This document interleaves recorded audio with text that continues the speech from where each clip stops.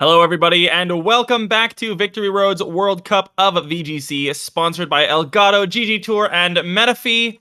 We are a little bit more than halfway through our day today, but Evan is back, and we are here to cover yet another match from a group where everything is still open. Anything can happen in this group. It's going to be Argentina versus Chile in a group where both of them really need a win to guarantee their way through. Yeah, it has been. This group is the group that has the most variables. Everyone has definitely a shot to make it through, especially when Argentina is currently sitting at 2 ties, which is a very interesting score, especially in the group stage. But let's go back and take a quick look at the games we saw today. A very big contrast from last week, where 90% of the games were just finished in 2 games, whereas we were treated with 3 amazing games that really just went back and forth and went to game 3, showing how well these players are able to showcase their skills in this format. And a quick note is that the people who streamed managed to win their matches, so some home ground advantage, which is quite cool. True. Shout outs to them. I noticed that last week as well, the day that I was on broadcast, so maybe it's a little bit of an advantage.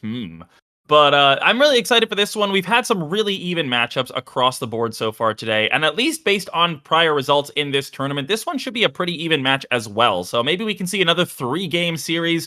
This is going to be between Francisco Lagormarsino and Luciano Muñoz. So this is going to be a really interesting one. The situation in this group has been made very odd by the fact that Argentina has 2 draws. Any 2 teams can still advance. The likelihood of Switzerland and Canada advancing together is the lowest because that relies on everything going in a very specific way. But some teams are going to end up on tiebreakers in this group. I think that's almost a foregone conclusion.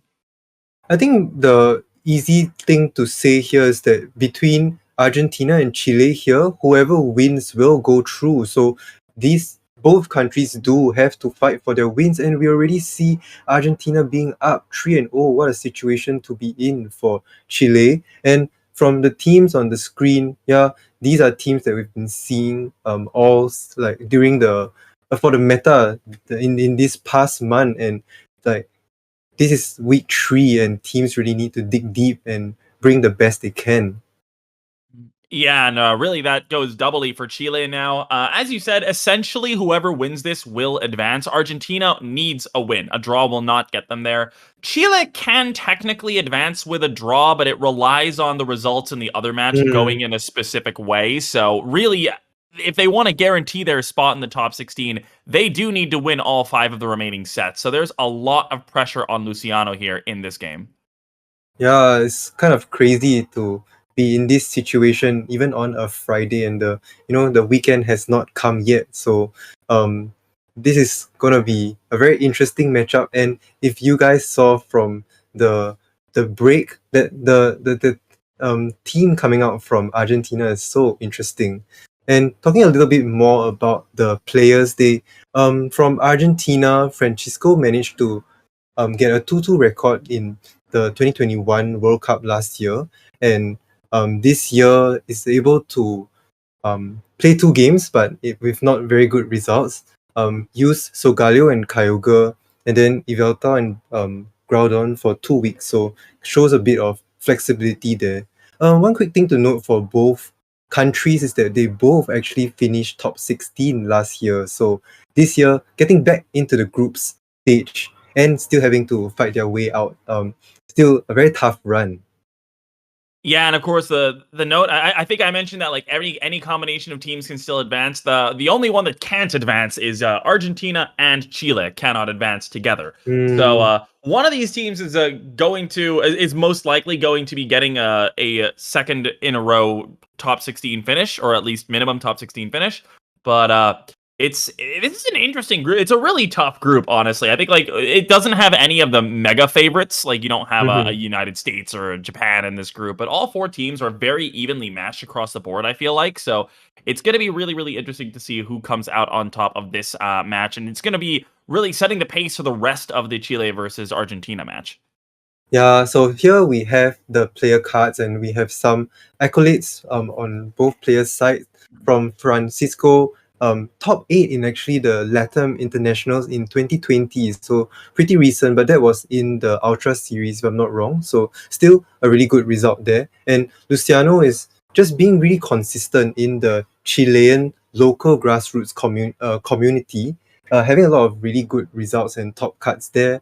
And I believe also sort of earn through the grassroots a travel award to go to the next event. I believe maybe in LATAM, the LATAM International. So just really good performance and being rewarded by the community there. Really a fan favorite. And also here some interesting accolades. The Desafio LATAM Ferry Cup top 8, and also the most recent NAIC top 64 there. Yeah, and that's a pretty decent performance as well. Of course, NAIC well over 400 competitors, I believe. So it was a big event. It's really, really impressive to get top 64 there. So Luciano showing that he does have the capability of getting a solid Swiss result in Series 12, and just needs to try to translate that over into this match here today. Yeah, so this will be a LATAM showdown between Francisco. We know him as Pancho, and also from Chile, Luciano. We also know him as Hummus. He's actually quite a close friend of mine because he was in my team for a team league. So excited to see how he plays here. As we see the teams here, Lunala and Kyogre with a Venusaur. I've never seen this team before. And from Luciano's end, this is a typical Sashin Kyogre with that Thunderous variant. Yeah, we really haven't seen any exploration on the Lunala Kyogre archetype. It's really been something that people just have not used. But what's also kind of funny here is that we've seen both of these players been running a lot of Groudon in this tournament so far, and yet we're going to be seeing a Kyogre matchup of both of them running running Kyogre against Kyogre here. So a really, really interesting sort of a switch up on both sides here. I believe Lunala Ogre, if I'm not mistaken, this might be a team that was based off of Oppo's tournament that he used in the Lily of the Valley Invitational, but I think that was a bit of a different one. It was the same archetype, though. Oh yeah, I kind of remember that, but it's interesting because that Venusaur had Weather Ball and could kind of abuse the rain. But in Apo's team, I think he did prepare a Torkoal to be in Trick Room. But nevertheless, this is a very interesting team coming out from Francisco, and I'm interested to see how it plays out, especially when there's no sun coming out for the Venusaur, and more or less leaning towards pretty hard Trick Room with the Porygon and the Lunala, and the team being generally slow. And then from Luciano's end, this team just has quite a lot of accomplishments to date, but just not breaking through top 4 right to the finals. I think the highest it got was Oliver Escolin, top 4 in Milwaukee Regional. So with this, finally we have a Kyogre face off. Previously we had Groudon Kyogre, Groudon versus Groudon, and now we're treating you with Kyogre matchup, and straight away we see the Venusaur on the field for Francisco. All right, interesting leads coming out here. Of course, we do see the Indeedee setting that Psychic Terrain, so Incineroar becomes a significantly less of a threat here.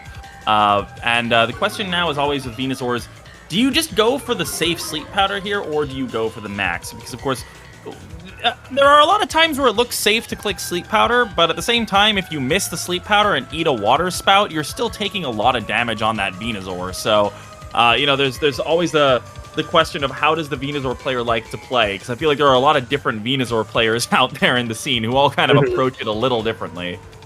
Yeah, it also comes down to the speeds. Like maybe if the Venusaur were to be trained slower, then it wouldn't be able, it would take a lot of damage before going for Sleep Powder. But nice switch coming out from Luciano, and at the same time changing the terrain to grassy terrain with this Rillaboom. Let's see if the Incineroar is able to go for the Fake Out onto the Venusaur. It could also potentially break a Focus Sash as the Indeedee goes for the Follow Me for nothing. Well, potential Focus Sash, I think, is only one turn of regeneration away from re-establishing itself, so that's kind of neat, at least.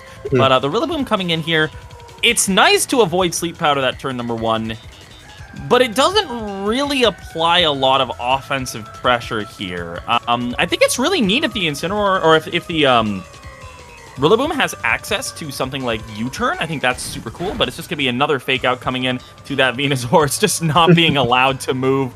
And, well, here we go. We do see Expanding Force coming on in. It's going to dish out a little bit of damage there. Might even be enough to guarantee or knowledge of whether or not that's an Assault Vest on the Rillaboom. Maybe that's just what Francisco is going for, fishing for information here in that game number 1. Yeah, and we see Incineroar and the turn with an interesting taunt into the Indeedee, kind of preventing the Indeedee from going for any of the support moves like Follow Me or Helping Hand. But still, Venusaur is recovering the grassy terrain faster than Rillaboom, so still puts on good pressure if it has that like Sludge Bomb, like that some. Nowadays Venusaurs are not running that often, but I feel like Luciano still has to be careful of that, as Francisco just switches the Indeedee out, possibly to get that terrain back in a future turn. Well, Grassy Glide comes on into the Lunala, doing a little bit of damage, but more importantly, breaking that Shadow Shield. Sludge Bomb's enough to pick up that Rillaboom KO, though, so that's pretty nice, and of course, it's also quite nice that Francisco hasn't had to burn that Dynamax just yet. This is going to be an opportunity for Luciano to go for a double switch, though. Basically, he gets to choose what comes in on that Incineroar side, and then, of course, bring back either the Incineroar or whatever else he wants to on that on the other side of that field. So overall, this is a good opportunity for Luciano to generate a fair bit of momentum going in his way. Especially Kyogre, with no Shadow Shield on the Lunala, might be able to apply a lot of pressure here to Francisco's side of the field. That's true, and like both players still playing really patiently and not Dynamaxing right off the bat, and immediately Luciano chooses this moment to bring the Zacian, which makes a lot of sense because you really have to find a Pokemon that's faster to pressure into the Venusaur, because if not, Venusaur will just keep firing off those sleep powders, like it's just able to. So here, interesting situation with Lunala Shadow Shield gone and Dynamax still available to both players. Yeah, we might see players having to react and Dynamax on this turn, possibly to help take damage and also at the same time dish out as much damage as possible. Yeah, this is going to be a weird one, because on this kind of a team with these 6 Pokemon on Luciano's side, oftentimes the Kyogre will carry a Life Orb, in which case, if the Zacian deletes the Venusaur first, single target Water Spout would absolutely KO that Lunala, but instead, we're going to be having the Kyogre Dynamaxing here, which is just going to guarantee that attack has the 150 base power. Lunala might not be long for this world, and honestly, the Venusaur did not have Protect, so this is a very, very scary turn for Francisco. Yeah, so here comes the Behemoth Blade. It naturally should target into the Venusaur and does take that one-hit KO. And let's see the speed interaction between the Lunala and the Kyogre. Like you said, if the Kyogre is able to just easily go for Max Geyser here, yeah, this will remove the Lunala and remove any chance of Lunala setting up Trick Room or even going for another attack, and all of a sudden Francisco is just down to one last Pokemon, and we do see the Life Orb revealed from the Kyogre. Yeah, not a huge surprise on that item there, but it's always nice to confirm for Francisco. Francisco has managed to get a lot of information from this game. It's going to be about how he uses that going forward, because it's going to be a very tall order to actually make this a comeback. The Kyogre, though, on Francisco's side of the field, that has a lot of HP, so it's going to be very bulky. It should be able to guarantee a KO on the Zacian if it's able to actually hit it. And of course, the back Pokemon for Luciano is just the Incineroar, so Francisco is not out of this yet. Yeah, so here Indeedee does provide good protection for the Kyogre, but if you can make some reads, you can even go for that Helping Hand to help Kyogre do more damage, possibly even taking the KO on the Zacian. But here's we can also like kind of find out some speed interactions here between the Kyogre. Let's see, the Zacian goes for Protect, and Indeedee actually goes for the Follow Me, and interestingly, Francisco still doesn't want to activate that Dynamax on the Kyogre. So here comes the Max Geyser. Indeedee has burned the Psychic Seed, and yeah, it just takes it down like that, simply with that Life Orb.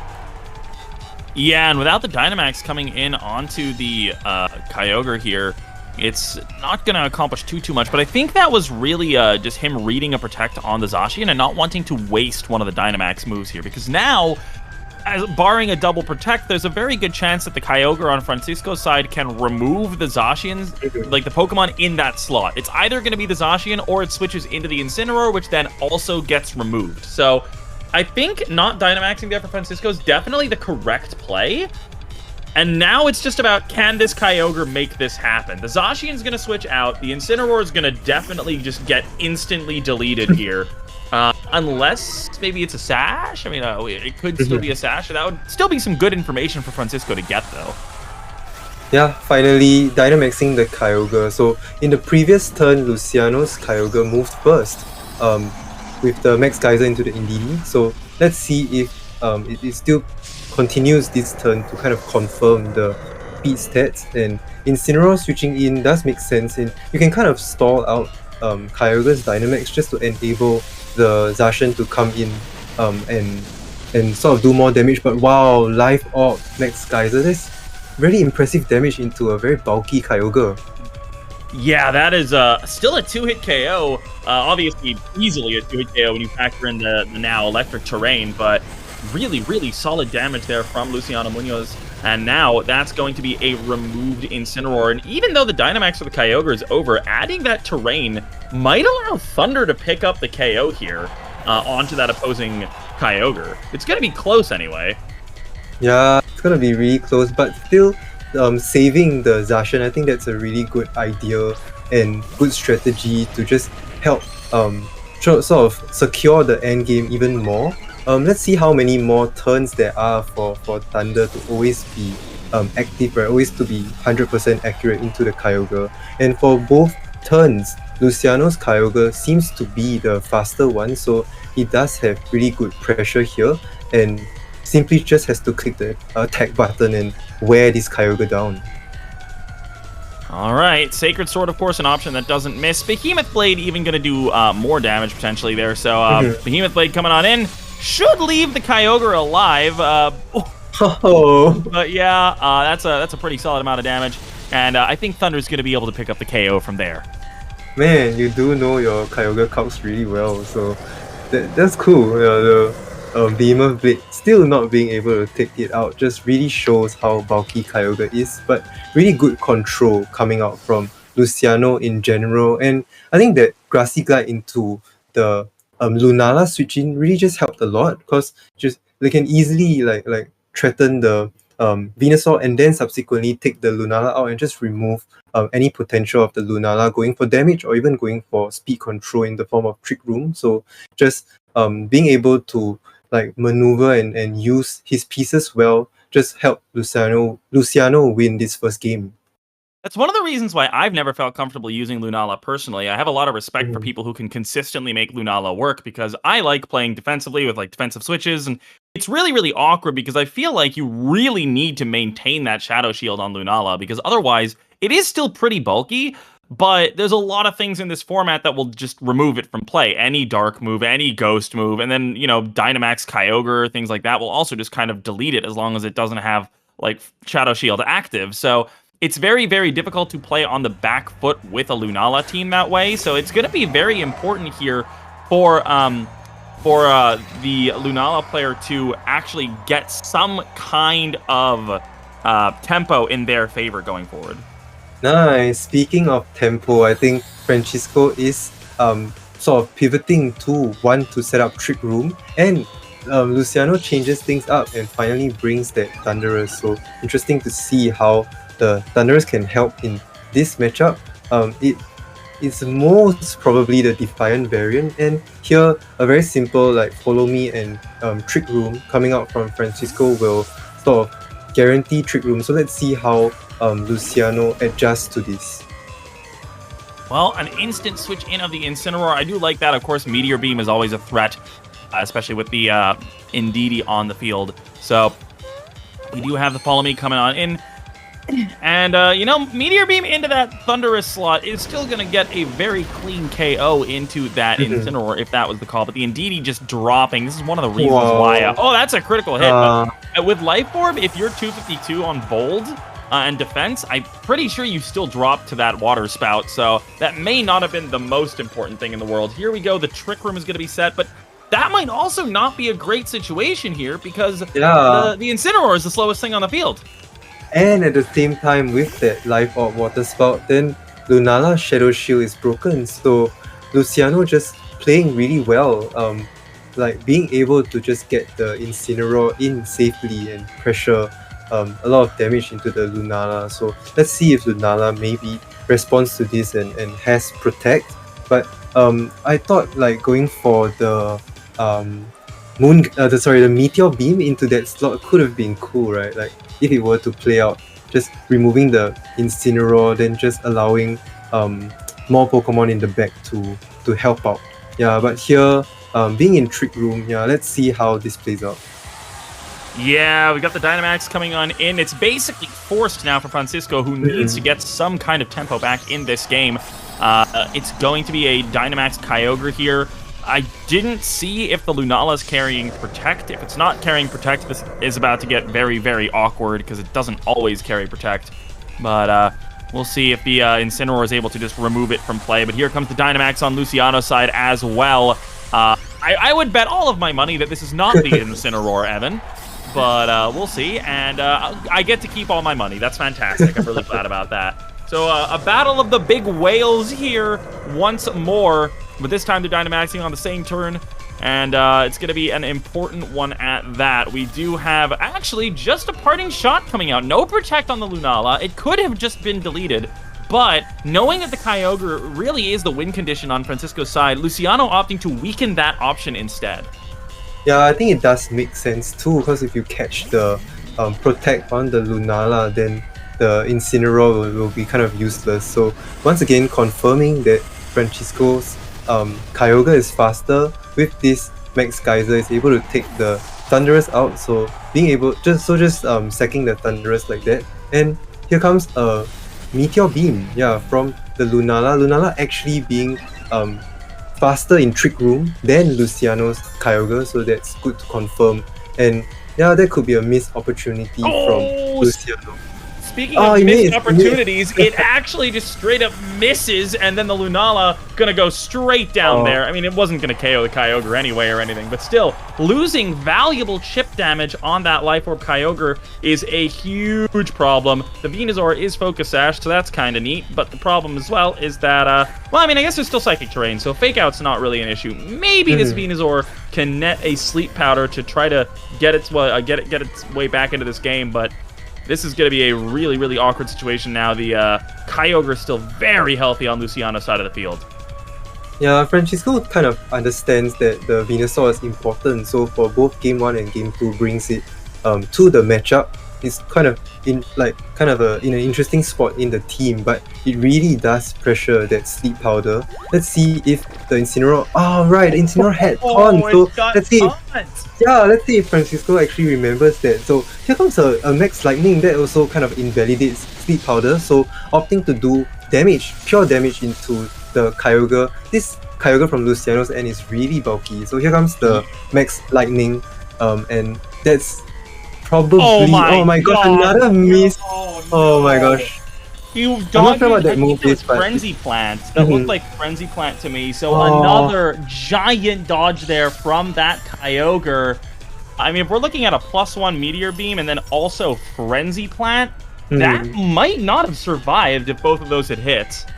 Yeah, and man, it's just really unfortunate for Francisco's end because both moves are like 90%. So just really getting lucky from Luciano. But yeah, like Luciano does have a few more tools in the bag, so could have been a very different game, except it just helps speed things up and just help Luciano get this win. Let's see if the Francisco's Kyogre is still able to like clutch the win out, but with all these parting shots just seeming to be harder and harder. Yeah, I don't know if I believe in a -2 Kyogre to bring this back here for Francisco. We'll have to see. I mean, crits exist, but unfortunately, so does Zacian, which is not going to be exactly the easiest thing for Francisco to deal with. He's going to do his best. He's going to be launching off another Max Lightning. A crit will take this out, but He's not going to be able to land that crit here. And in exchange, we have another Maxi Tormenta coming out from the other side, which is going to dish out significantly more damage. Yeah, so Luciano's Kyogre with the Life Orb is just able to get off 3 super impactful max moves, and with that max Hailstorm, I was able to just remove the Venusaur like on one turn. So just really unfortunate for Francisco. He literally had to fight really hard and make sure those moves hit. That Frenzy Plant, like, I'm really interested to see if it would have taken the Kyogre down. Yeah, it's just so important. Like, I think on its own, it definitely would not have. But if you combo it with the Meteor Beam, then all of a sudden, we're probably looking at a very different situation here. Regardless, though, a very well-played game there by Luciano. And Francisco, unfortunately, not quite getting the luck that he needed in this one. But Luciano, let's not take anything away from him. He played, especially game 1, was just a clinic on how to play against this kind of a team. He just did really, really well, just showing his full and complete understanding of the team that he brought to this match. And even in game 2, I mean, he didn't play poorly at all. It was just he played really well, and then also got a couple of gifts from Daddy Masuda. So, you know, at the end of it all, Luciano recording a pretty solid 2-0 win here for Chile, narrowing the scoreline a little bit. It was 3-0, it's now 3-1, and of course, Chile know that they really need to, they would like to win all remaining matches to at least guarantee a slot in the next round. A tie might be enough for them, but then it comes down to a really weird interaction of all of these different tiebreakers across the group. So it'll be a lot easier for them if they can just win the remaining 4 games and just advance out, but of course, that's a little bit easier said than done. 1 down, 4 to go. Let's see if Chile is really able to close out the week with their backs against the wall. I want to go back to also commending Luciano for always being 1 step ahead in the game and really positioning well, like knowing, kind of calling that Trick Room is going to get set up and then bringing the Incineroar in just really helped like the momentum go towards Luciano quite a lot. So really impressive play there. Yeah, it was just a really, really well-played game. And of course, Luciano's team, a team that's been around, that's been seeing a lot of usage, especially around the NAIC time period. A lot of players who did well at NAIC bringing the same 6. So just probably a team that he's had a lot of opportunity to practice, a lot of opportunity to build up familiarity with. So showing just a mastery of the team there and managing to take down that win. Yeah, I see a lot of Chilean supporters in chat, a lot of emotes going on. So really nice to be able to cheer your friends on. And, you know, it's really nice to also be featured on stream. And I'm also very honored to be able to cast all these matches. So we have one last game. So this has been a particularly long stream. This match actually went like just 2 games, so kind of gave us a break. But the next match will be one that is very interesting because the story between United States and Brazil in this group stage has been just very unusual but really cool to talk about. So up next we have Joseph Ugarte versus Hugo Nascimento from United States and Brazil. So don't go away.